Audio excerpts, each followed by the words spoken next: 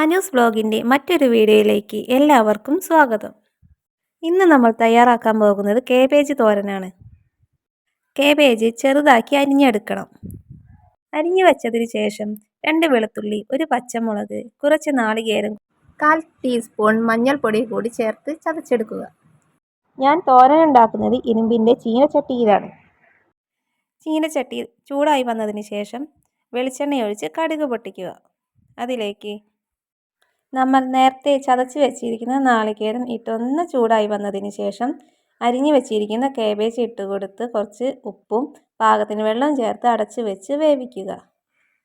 Cabbage വേവുന്നതിന് 2 minute മുന്നേ തന്നെ കുറച്ച് മല്ലിച്ചപ്പ് അരിഞ്ഞതും കറിവേപ്പിലയും കൂടി ഇട്ട് കൊടുക്കണം. കേബേജ് തോരൻ എല്ലാവരും ഇങ്ങനെ തന്നെയാണോ തയ്യാറാക്കുന്നത്? ഫീഡ്ബാക്കുകൾ അറിയിക്കണേ. വീഡിയോ ഇഷ്ടപ്പെട്ടാൽ ലൈക്ക് അടിക്കാനും ഷെയർ ചെയ്യാനും മറക്കരുതേ. ഹൈപ്പ് ചെയ്ത് കാണണേ. അടുത്ത വീഡിയോയിൽ കാണാം. ബൈ.